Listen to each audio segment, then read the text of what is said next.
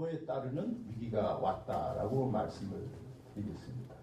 그럼 북한이 핵과 미사일을 어떻게 개발할 수 있었는가를 한번 볼 필요가 있어서 거기 이제 쭉 정리를 했는데요. 핵 개발 징후 사실은 저희들이 1980년대부터 알았습니다. 그리고 핵 개발 위기 계속 반복됐고요. 그 사이에 연평해전 발생했고요. 그 다음에 2000년 남북정상까지 했습니다. 근데 남북정상회담의 핵심 골자가 연방제와 민족경제입니다. 1997년부터 2002년 사이에 북한이 약 70회의 기폭장치 고폭 실험을 한 것을 우리 정치 군사 지도자들이 당시에 다 알고 있었습니다. 그러나 실질적인 군사적 수단을 준비한 징후는 전혀 나타나지 않고 있습니다. 핵 최초 실험이 2006년에 됐죠. 그런데 2006년 당시에 국방개혁의 우리 한국 이 전략상황평가를 보면 2020년경에 한반도의 북한 핵은 감소하거나 소멸될 것이라고 가정을 하고 시작을 합니다. 그리고 2007년도에는 또 남북정상회담을 하는데도 불구하고 선언문에 핵 문제는 사실상 전혀 언급이 되지 않았습니다. 그런 기간 중에 한국 대응을 보면 대북포용 핵벽 정책과 군사전략의 상호관계를 저희들이 보실 수가 있습니다. 그래서 90년 초에 대북전략 주도권을 확보한 한국이 2006년 핵실험이 되면서 한반도 전략균형은 파괴되지 않았는가라고 저는 판단을 했습니다. 그래서 대북정책, 정치 지도자들의 주도 정책과 국방전략, 군사 지도자들의 군사적 수단 문제가 충돌하면서 여기 뭐 장관님들 계시지만 고민들 굉장히 많이 하셨거든요. 그 당시에. 결국은 대응이 소홀히 되고 많은 문제가 발생을 했습니다. 그리고 특히 정치와 외교 관료들이 미국과 북한의 문제, 지금도 이 말을 하는 사람들이 있습니다. 그런데 4차 핵실험이 일어나면서 이제 국가 전체의 전 국민 모든 정치권이 생각을 바꾸기 시작했죠. 결론적으로는 전략적 패배, 통일 주도의 최고의 기회를 북한의 전략적 핵개발 기회로 스스로 제공한 기간이 아니겠느냐. 그래서 대북포용 정책은 결국은 집권 세력의 단기 정책으로 끝났고 군사적 핵개발 억제 전략이 배제된 것이 아니냐. 특히 북한은 핵 포기 협상을 통한 핵개발을 했다는 것이죠. 핵 포기를 하겠다고 나오는 그 상황에서 핵개발을 했다는 것이죠. 굉장히 중요한 문제들을 저희들이 그럼에도 불구하고 북한의 미래 생존은 불확실합니다. 그들의 전략은 단기 전략일 수도 있다는 것이죠. 그 다음에 두 번째는 국내 정치 세력 갈등의 문제입니다. 이걸로 인해서 안보 정책이나 국가 안보 전략 모든 것들이 지금 표류하고 모호 상태가 반복되고 있지 않았느냐. 이 상황은 87년의 정치체제 또 민주화운동과 연계되어 있습니다만은 노태우 77 선언 이후에 민족우선 정책이 가장 큰 영향을 줬다고 저는 생각을 합니다. 특히 김영삼 대통령은 대통령 취임사에서 어떠한 동맹도 민족을 대신할 수 없다, 우선할 수 없다라고 특히 강조하면서 민족 우선의 대북 포용 정책이 그때부터 현재까지 계속되고 있습니다. 전쟁에 대한 공포로 인해서 군사적 직접 억제 수단은 무조건 반대하는 현상이 그때부터 시작돼서 사드 논쟁까지 연결이 되고 있고요. 북한에 대한 국민인식이 90년대에 2000년 초까지 적 또는 경계 대상에서 지원 또는 협력 대상으로 특히 군에서는 저 스스로 이제 현역에 있을 때 폐혼란이 왔었고요. 저 스스로 공황에 빠진 사실이 있었습니다. 정치 지도자들의 북한 핵에 대한 인식은 현재도 저희와 많이 다릅니다. 특히 전략무기 개발 배치 문제는 주변국, 미국, 북한 문제 이런 여러 가지 인식과 혼용이 돼서 굉장히 회피하거나 지연시키는 모습이 반복되고 있죠. 군사 지도들의 인식도 크게 변했습니다. 과거에는 북진 통일이었습니다. 분명한 북진 통일이었습니다. 그런데 지금은 현상 유지로 바뀌었어요. 이건 스스로 인정할 수밖에 없습니다. 그래서 주도권을 버리고 전쟁이 일어날까라는 인식 속에 지금 준비를 하고 있지 않느냐, 그런 생각을 해봤습니다. 그러다 보니 장교와 인재 육성의 문제가 전문성 평가 경쟁으로 진급시키고 하는 것이 뭐 일부는 없는 것도 아닙니다만은 주로 보직 경력 쌓기로 전환된 것이 아니냐, 이렇게 얘기를 해봤고요. 그 다음에 그 안에 실전성이라는 문제와 군의 정치화라는 문제가 같이 대두가 되고 있습니다.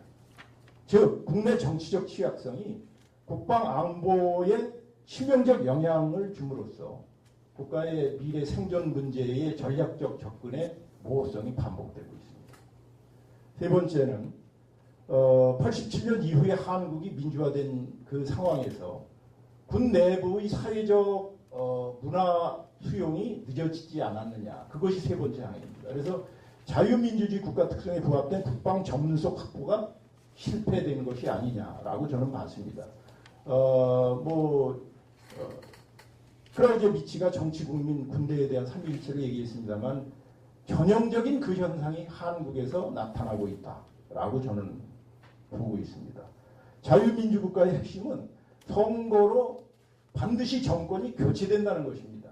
이 전제로 국방전략, 안보전략이 반복되고 지속성이 유지되어야 되는데 이것이 단절되고 혼란이 반복되고 있다는 것이죠. 그래서 안보와 국방은 정치와 군사, 민과 군의 전문성 경쟁에 의한 전력 선택으로 추구되어야 함에도 이것이 지금 보이지 않고 있다는 겁니다. 다음 페이지입니다. 그래서 정치와 군사의 전략적 융합에서 1993년 이후에 특별히 대북정책과 군사전략 또는 국방전략이 반복 충돌이 되고 있습니다. 그 다음에 국방정책은 1987년 이전 형태의 정책 폐쇄성이 반복되고 있고 지속되고 있어요. 대부분의 선진 국방제도는 개방형 민군 통합 기반의 국방정책을 하고 있습니다. 그래야만 국민 설득이 가능하다고 보기 때문이거든요. 그리고 국민복지와 경제가 우선되다 보니까 아까도 많은 분이 얘기하셨습니다만은 국방 예산은 한계가 있습니다. 특히 감소되는 추세일 수밖에 없다는 것이죠. 그리고 특히 병역 문제는 국민들 요구에 따라갈 수밖에 없습니다. 병력 감축하려면 해야 됩니다. 또 복무기간 단축하려면 해야 됩니다. 이런 문제들을 전제로 무슨 전략적 조건이 필요하지 않느냐라고 지금 보고 있는 것이죠. 특히 국민들의 요구가, 안전 요구가 굉장히 급증합니다. 이것이 국방을 압도하고 있죠. 그러다 보니까 국민 설득이 실패되고 훈련 자체가 거의 불가능할 정도의 전국 현상이 일어나고 있습니다. 사드 논쟁 똑같은 내용이죠. 그리고 국방 전문성 확보의 문제로 인해서 군에 대한 국민과 정치도의 불신이 아주 심대하게 심화되고 있습니다. 즉 정치, 국민, 군대의 삼위일체 현상이 우리 군을 강타하고 있는 것이죠. 네 번째입니다. 북핵 미사일 전략무기는 한국군은 왜 전략무기를 개발하지 못하느냐고 지금도 많은 질문을 받고 있습니다. 2016년 1월 달에 4차 핵실험 직후에 모두 기억하실 겁니다. 양상훈 칼날. 거기에 죄송합니다만 똥장군이라는 얘기가 나왔습니다. 우리는 무엇을 할까요? 제가 하도 화가 나갖고 컬럼을 하나 다시 써서 논문 게재를 하고 뭐 그랬습니다만은 사실은 그것이 군사 지도자들의 몫입니까? 그럼 우리는 그 몫이 아니라는 걸 알고 무엇을 했는가라고 저는 한번 질문을 해봤습니다. 가장 중요한 것은 전략적 기회를 우리는 상실했다는 것이죠. 그래서 그 과정을 쭉 나열을 해봤습니다. 한미 원자력 협정이 74년에 되면서 78년대 배권 미사일이 성공을 했죠. 이 배권 미사일이 사실은 80년대 중반에 전 세계 아까 우리 장관장님 얘기했습니다만 MTCR의 원조가 됩니다. 이게 제3국의 최초 미사일 성공 사례였습니다. 굉장히 충격을 받았어요, 미국은. 그리고 미국과 일본의 MD 공동개발 과정을 한번 보면 한국과 전략적 접근에 전혀 다른 모습이 드러나고 있다는 것이죠. 그래서 그 과정을 쭉 보실 필요가 있고요. 그건 뭐 설명을 하지 않겠습니다. 마지막 별표를 보면 1999년 한국은 MD 전략 착수 기회를 스스로 버렸습니다. 왜? 중국이라는 문제를 고려를 했다고 얘기를 합니다. 그 중국 문제가 핵심 영향을 줬다고 하는 그 내용은 일본 MD라는 JMD를 쓴 일본 작가들이 2007년도에 발행한 책에 나타나 있습니다. 역사 속에서도 말이죠. 임진왜란의 문제에 있어서 1590년에 선조는 조총을 2번이나 진상을 받습니다. 그런데 그걸 무시해버렸어요. 그리고 조총에 의해서 한국은 아주 엉망이 돼버렸죠. 1866년에 대원군의 세국정책은 중국의 1860년 아편전쟁의 충격으로 세국정책으로 갔다고 평가가 되고 있습니다. 그 순간에 일본은 옆에 써놨습니다. 1868년에 메이지 유신이 됩니다. 그 차이가 오늘날 한국과 일본의 차이, 식민지 한국을 갖고 온 거 아니냐. 따라서 한국은 왜 시대의 전략무기 선택 기회를 반복해서 똑같은 형태로 이렇게 전략적 접근을 하고 있는가. 이 문제를 우리는 고민해야 되지 않느냐라고 저는 봤습니다. 다음은 한국군 현 수준 평가를 과감하게 좀 싫은 내용을 좀 적었습니다. 여기에. 저는 미 합동작전 체제를 상세히 좀 들여다봤습니다. 한국 현 작전 체제는 1990년 초의 미국 수준이라고 저는 평가를 했습니다. 국방체제 조직, 군정훈련이 분류되어 있죠. 합참도 합동체제가 아닙니다. 통제형으로 바뀌어 있어요. 이거는 1986년 이전의 미군 체제입니다. 국방개혁, 합동군 체제 개편은 계속 표류되고 있죠. 다음 장입니다. 군정훈련 일원화를 통합군 전환 과정으로 호도해서 계속 통합군 또는 합동군의 기본 개념을 흐리고 있습니다. 그리고 이것이 전시 작전 통제권과 직결되어 있다는 사실을 전혀 누구도 언급하지 않고 있습니다. 결국 군정은 군사력입니다. 군사력을 운영하는 게 작전입니다. 그 군사력을 남에게 맡기고 나는 페이퍼워크만 하고 있다는 그런 형태가 지금 불령이거든요. 그걸 어떻게 우리는 해석해야 될지 저는 이해를 못하겠더라고요. 제가 알고 있기로는 어떤 나라도 군정 군령을 분리했던 나라는 저는 없는 것으로 기억을 하고 있습니다. 또 하나 중요한 것은 정보시대의 실시간 동시 합동통합작전이 크게 제한되고 있습니다. 현재 아웃라인이나 C5SR은 상당히 구축되어 있는 것처럼 저희들이 보여집니다. 그러나 실제 운영체제는 사실상 전혀 그렇지 않습니다. 사실 산업시대의 군사제도는 수직적, 순차적 보고 및 결심체제입니다. 정보시대는 그렇지 않습니다. 상급자가 지시하고 지침 내릴 여유가 없습니다. 수평적 동시 결심 판단 체계입니다. 현재 한국군이 거기에 가 있을까요? 이거는 우리 장 장군님 아까 박정희 장군님하고 관찰관을 하신다고 하는데 저도 이제 뭐 2013년에 전역을 했습니다만 제가 알고 있기로는 거의 접근하지 않았습니다. 미군도 이 문제를 해결하기 위해서 1991년 1차 걸프전 때 이게 안 됐어요. 2차 걸프전까지 근 10년 동안을 가장 고민한 부분이 바로 이 부분입니다. 산업시대의 제도를 어떻게 탈피해서 개념적으로 정보시대의 동시적 수평적 개념으로 전환할 거냐. 조직만 갖고 되지는 않습니다. 그래서 미군이 가장 주목한 것이 매듭이라는 개념이에요. 심리스라는 개념을 굉장히 많이 씁니다. 심리스가 뭐냐.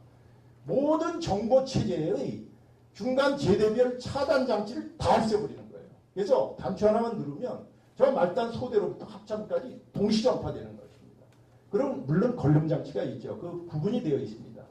그래서 그런 내용을 우리는 어떻게 접근하고 있는지 한번 여기에 제시를 한 것입니다. 그 다음에 국방전략과 정책 사이클 단절 현상이 굉장히 심각합니다. 제가 군수국장으로 국방부 근무를 하니까 깜짝 놀랐어요. 제가 생각했던 것보다 훨씬 심각합니다. 그래서 있는 그대로 여기다 적었습니다. 국방계획 사이클은 사실상 한국군에 없습니다. PPBS는 국방계획 사이클이 아니고요. 예산회계제도 사이클입니다. 그런데 그 예산회계제도 PPBS 사이클도 다 단절되어 있습니다. 대표적인 게 방사청, 독립청으로 맺는 거예요. 그런데 국방부 내부에서도 다 단절되어 있어요. 아까 동원 얘기하셨지만 동원과 작전이 통합된 기능이 협력, 협조 이외에는 개념이 없습니다. 협조되지 않으면 서로 차단되어 있어요. 완전 장벽이 되어 있어요. 이런 체제를 어떻게 뛰어넘을 것이냐. 그 다음에 또 중요한 것은 말이죠. 방사청이 한 표본입니다만은 국방 획득과 운영은 완전 분리되어 있어요. 이게 1990년대 중반부터 분리되기 시작해서 현재 이거를 제가 국장하면서 재통합하려고 노력하다가 거의 마지막 단계에서 어느 분의 결심에 의해서 다시 어미시가 돼버렸는데 이건 가장 시급한 문제입니다. 왜 그러냐? 실전성과 아까 군정훈련 분리한 거하고 연계가 돼서 말이죠. 무기가 왜 도입되고 어떻게 운영됐는지가 연계체제가 지금 단절되어 있어요. 그러면 쓰는 사람과 획득하는 사람이 전혀 다른 사람이 된다는 것입니다. 미국도 이거를 해소하기 위해서 말이죠. PM, 프로젝트 매니저를 여기 장관이 너무 잘 아시겠지만 프로젝트 매니저를 최초 개념 연구 단계부터 마지막 폐기 단계까지 종사시켜버립니다. 끝까지. 그래야 그 무기체계의 한 주기 속에서 일어난 모든 현상, 실전성 여러 가지 제반 문제가 다음 무기체계 획득에 반영이 된다고 본다는 것이죠. 이게 1980년, 90년대의 미국의 획득체제 개선의 핵심 내용이었습니다. 그래서 이 문제를 우리는 접근해야 되지 않느냐라고 제가 봤습니다. 그래서 국방부의 군사력 건설, 합참의 군사력 운영 체계가 국방 효율성 측면에서는 대단히 미흡하게 정리가 되어 있다. 특히 군정과 군령이 이원화된 것은 작전 효율성 측면을 스스로 거부시키는 굉장히 중요한 문제점이다라고 말씀을 드리고 있습니다. 두 번째는 군사전략 적용의 문제입니다. 합참의 군사기획 중심으로 국방부 정책이 지금 이루어지고 있습니다. 이 개념은 말이죠. 앞에도 말씀드렸지만 중장비 국방기획의 부재 현상으로부터 시작이 됩니다. 미국은 이 문제를 해결하기 위해서 여러분들 잘 아시는 앤드류 마샬이라는 사람을 1974년에 도입을 하면서 그건 90세가 될 때까지 작년도에 퇴역을 했죠. 그래서 만든 게 ONA 사무실입니다. Office of Net Adjustment라는 그 사무실의 중장기 기획실과 이것이 통합됐다 분리됐다 하는 것이 반복되면서 현재까지 지금 진행이 되고 있습니다. 이 문제를 한번 들여다봐야 되지 않느냐라고 말씀을 드리고요. 특히 한국군 전략 개념의 실질적 표방된 전략 개념이 현재까지도 수세적 방어 억제 전략입니다. 이걸로 인한 GOP의 고정 개념은 정말 어떻게 고민을 달리해야 되지 않느냐라고 제가 봤습니다. 그래서 종합적으로 보면 한국군은 산업시대의 전략 개념을 그대로 유지하고 있고 미군은 정보시대의 전략 개념의 전환점을 1986년 리오거니제이션 액트, 디펜스 리오거니제이션 국방 재조직법으로 법으로 규정을 해놨어요.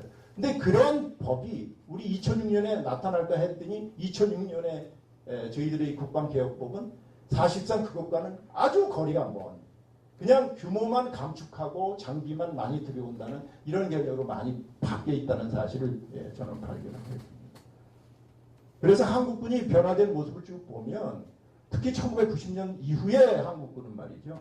모든 개념을 외국 모방이나 또는 선언적 개념으로 끝내버리고 현장의 변화나 조직적 변화나 인재 육성까지 연결된 모습이 사실상 적절하지 않았다라고 제가 말씀을 드리겠습니다. 그래서 전략의 개념 정의도 한국은 거기 보시는 바와 같이 승리와 패배의 개념, 이론적 문제로 정의를 하고 있어요. 근데 미국은 말이죠. 국가 권력 도구 자체를 어떻게 만들 것이냐라고 아주 명쾌하게 수단과 방법 측면에서 정확히 제시를 하고 있습니다. 뭘 특혜는 인간의 사고력의 개발 문제를 전략으로 얘기를 했습니다. 그래서 저희도 이런 전략 개념의 문제를 심각하게 재도입을 하고 특히 군사전략의 개념은 2차 대전 이전의 개념입니다. 그 이후에는 국방과 안보 전략 중심으로 축이 변했습니다. 그래서 이제는 국방부가 주도하는 안보와 국방 전략 중심의 축으로 이동을 해야 되지 않느냐라고 말씀을 드립니다.